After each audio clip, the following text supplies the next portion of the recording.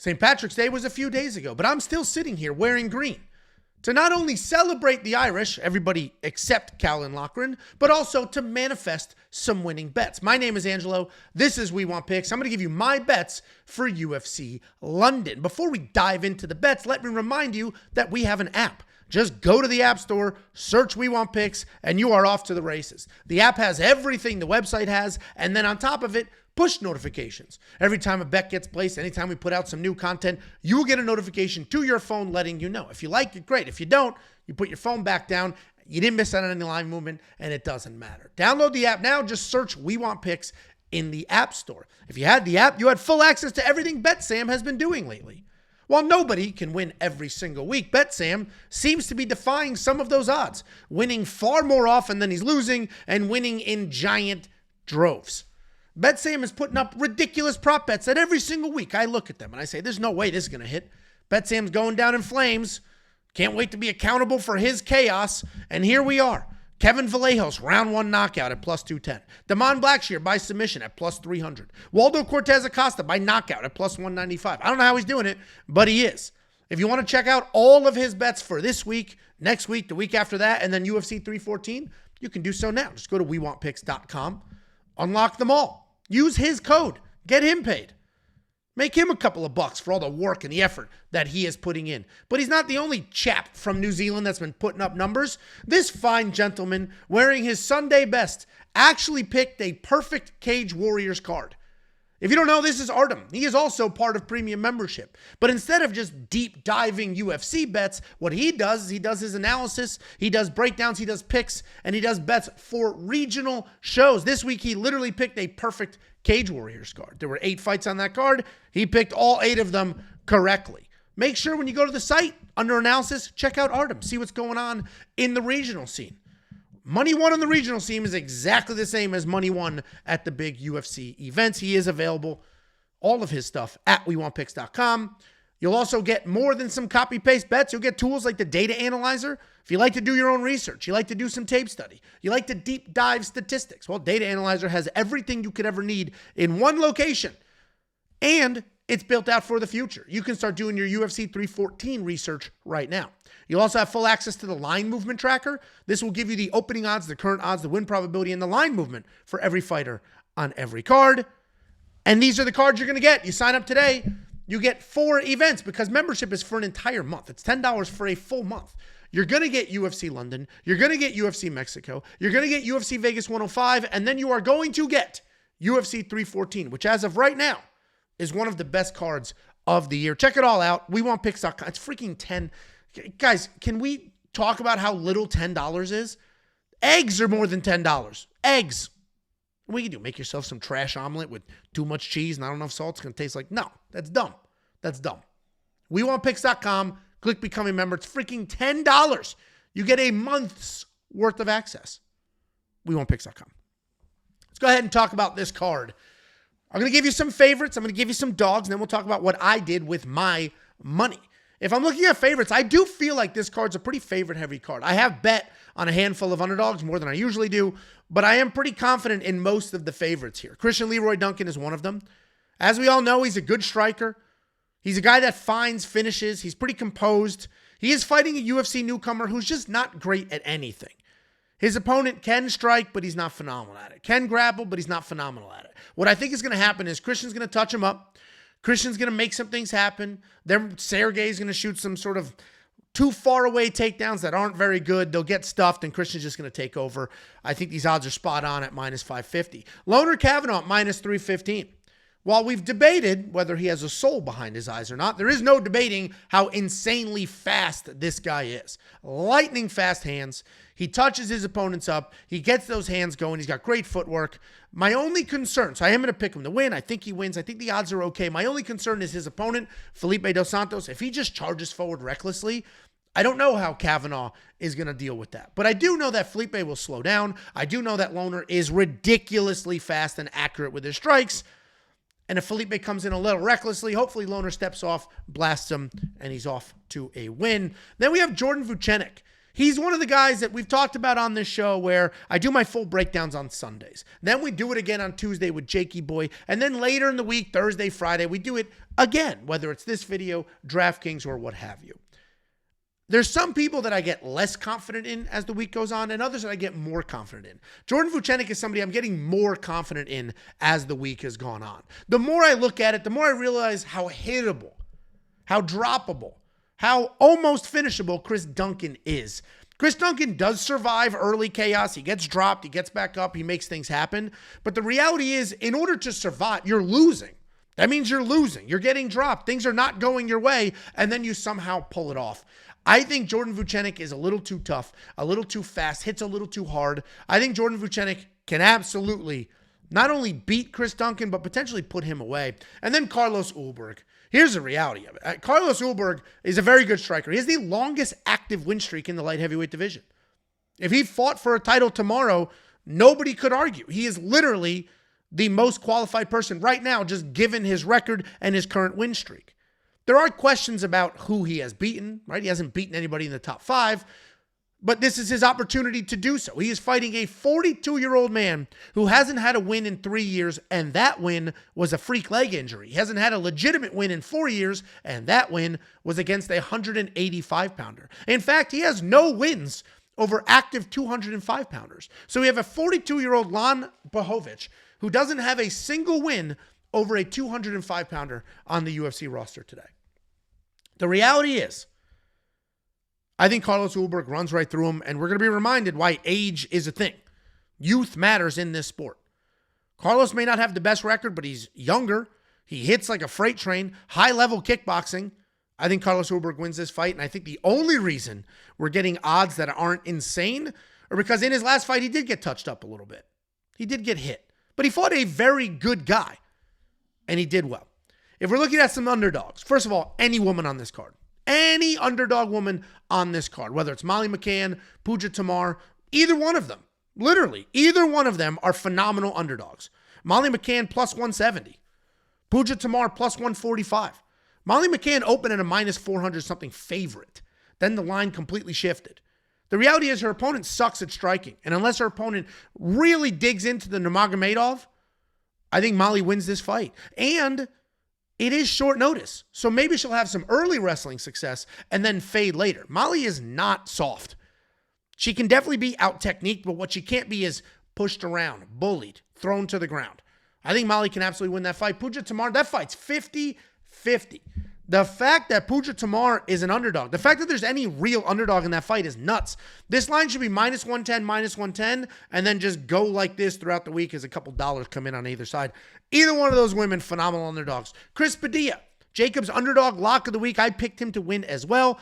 The reality is I think his opponent, Jai Herbert, has basically built an entire career off of one single moment of success. He dropped Ilia Topuria 3 years ago, and he's living off of that success. That's it.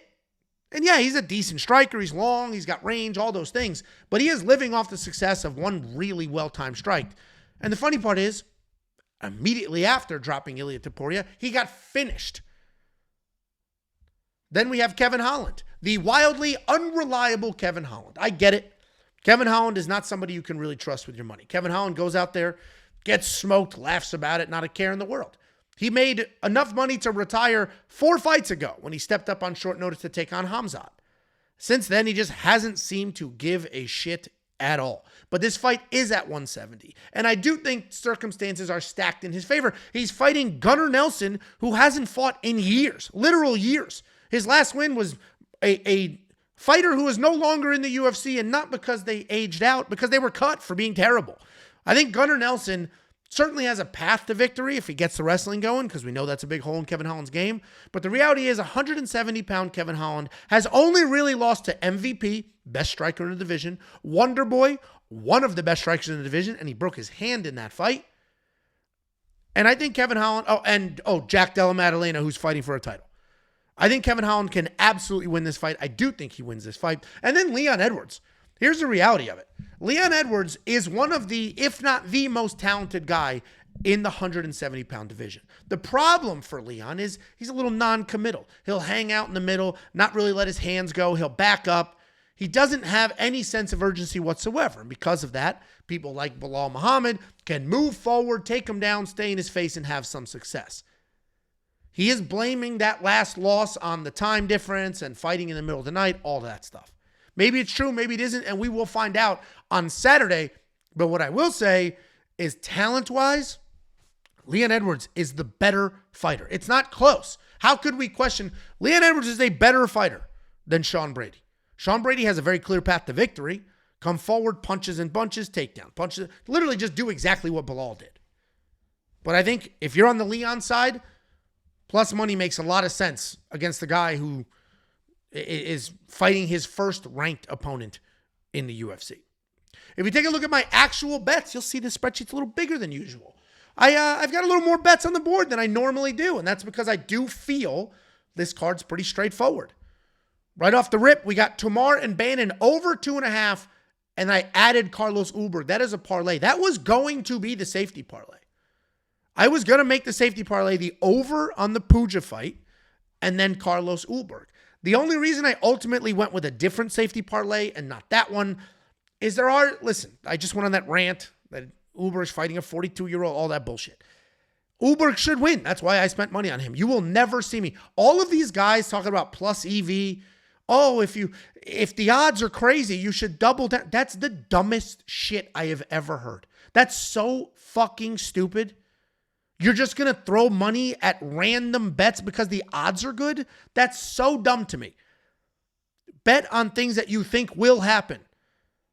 And obviously, if there's a prop bet that's kind of a long shot, but there is a reasonable possibility of it happening, you want to sprinkle? Sure. You think it's possible to happen.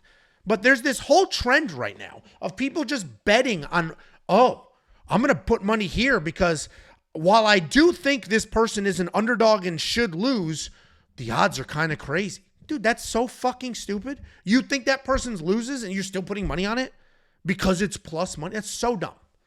You do what you're going to do. I don't give a fuck. I'm going to do what I'm going to do. What I'm going to do is put money where I think I will get it back. I'm only betting on things that I think will absolutely happen. The only reason I didn't make the Carlos Ulberg over on the lady fight, the safety parlay, is I do have some questions about Carlos Ulberg. This is his first truly ranked opponent. And while Jan is 42 years old, if he comes out wrestling his ass off, maybe there is some success there. So I still bet on it. I still am confident in this, which is why I put a full unit. Unit management is a thing, people. But I didn't call it the safety parlay. Safety parlay is something entirely different. Then I just bet Morgan Charrier straight up. I was going to parlay him, but it's another situation where I think Morgan wins. So I put a full unit on him. He's minus 155. The reason I didn't end up parlaying him is because I said, you know what? He has a good opponent in front of him. It's not a mismatch. It's a good matchup. And Morgan should be bigger, should have good pressure, faster, stronger, should be able to win this fight, which is why I bet on him. But he is fighting Nathaniel Wood, who doesn't suck. And if Nathaniel Wood fights to his full potential, this could be a lot closer, and I didn't want to parlay that and risk it breaking. Then Kevin Holland, all the reasons I talked about before. I think Kevin Holland does win this fight. I think Kevin Holland's striking is going to be far better in this matchup. That long, ridiculous karate Gunnar Nelson stance. The only two people that have had real success in the last 10 years have been Wonder Boy and MVP with the karate style. In the last 25 years, the only other person you could add to that mix, Lyoto Machida. Gunnar Nelson's not on that list. And I think Gunnar Nelson's going to have to grapple to win this fight. And to go from this long karate stance to shooting a takedown takes a lot of time. And I think Kevin Holland will be there to sort of snipe. Molly McCann, I got her at plus 150. I got better odds on Kevin than you can get today. I got worse odds on Molly than you can get today. You can get her at plus 170 right now. I think Molly McCann wins this fight. She has a full training camp. She's in phenomenal shape. Her opponent, Alexia Thainara, I know a lot of people are like, she's going to come forward, she's going to wrestle her ass off. And maybe she does. But the reality is she fights like that with her chin in the air, and she will engage with striking for a little bit before wrestling. And then her wrestling is not beautiful takedowns from far away. It's bully. It's bully takedowns. She presses you against the cage. She's strong. She drags you to the ground. I don't think you're going to be able to bully Molly McCann. I think you're going to have to shoot nice, clean takedowns, especially on short notice. If this was a full camp situation, maybe. This is short notice, step up, biggest stage of her career, fighting Molly at home, who's going to get this giant crowd pop. Molly lost her last fight to a technical striker. She lost her last fight to somebody who played the game perfectly. Touch, touch, touch, shoot. Touch, touch, touch, shoot. Stay on the outside. If you're going to come charging forward at Molly, I think she's going to be stronger and be able to win this fight. Then I straight up bet the Loughran Fletcher fight for over 2.5 rounds. That's another thing. I was going to parlay that with the Morgan Charrier fight. And I was going to say, all right, let me take these two things and parlay it. But both of them could go in a different direction, so I kept them separate. I do think Caolan Loughran's not nearly who he thinks he is. He's not who he said he would be, and I don't think he's that dangerous. Nathan Fletcher's insanely tough. We watched him break his leg on The Ultimate Fighter just to continue fighting. I don't think this fight, however, does end by finish. I think it's some back and forth, some pushing against the cage, maybe a takedown here or there, a lot of distance, Caolan Loughran, frozen in time bullshit. But I do think this goes over, so I put a full unit on that. Then we got a couple more bets for premium members. I have a prop bet on Leon Edwards that I'm insanely confident in. Actually, one of my most confident bets on the board. I have a Caue Fernandes prop bet. If you watch any of my videos, you know that I actually think Caue wins. But instead of outright betting him to win, I have a little bit of a prop bet, kind of a safety net there. And then, of course, the safety parlay. Listen, hasn't been the safest thing in the entire world as of late, but that's not new. Last year, I missed 3 safety parlays in a row and then went on a 9-event safety parlay win streak where I won 9 of 13. I won 9 in a row and then I hit 12 of 13. Things are streaky. Things happen. I still have full confidence in the beacon of stability, you absolute goblin nerds. Here's a couple of bets from the boys. It's not just me. It's me, Artem, Jacob, Bet Sam, the artificial intelligence. And frankly, Bet Sam has been carrying everybody. Jacob's underdog lock of the week and Bet Sam have been carrying people. So if you just, again, watch this video for a couple of free bets, well, you're missing out. Here's some more teasers for you. We have 28 total units of bets on the board. 28. That's an insane number. A lot of people confident in this card. 3.5 of those units are on future events. UFC Vegas 105, UFC Mexico, UFC 314. Bets aren't just week to week. We got future stuff built out as well. A new addition to premium. This is a Jacob and Bet Sam thing. You know it goes against everything I believe in. They're doing long shot parlays. They're calling it Long Shots Legends. It's for premium members, so go check out what that parlay is. The odds this week on the very first one ever are plus 18,000. It's not going to hit. It's going to miss, okay? You guys know I am not a parlay guy. I'll parlay 2 things, but I'm not a big, I have 98 fighters in this parlay. I'm going to turn $4.50 into $1 million. I just missed by 10. Not my jam, but you people have been begging for long tail parlays. You've been begging for, literally.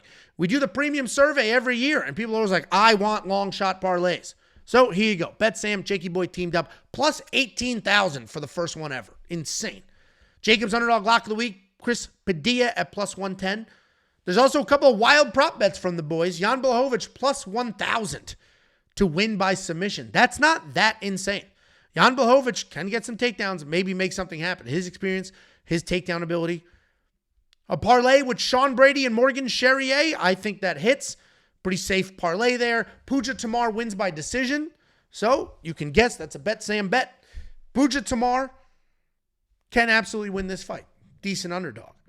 You say she wins by decision, you'll double your money on that. You'll double the juice. Goes from plus 145 to plus 235. You can check out the rest of these bets. All of them.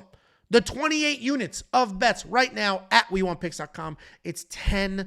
It's $10 for the bets, the tools, the picks, the artificial. It's insane. It's insane.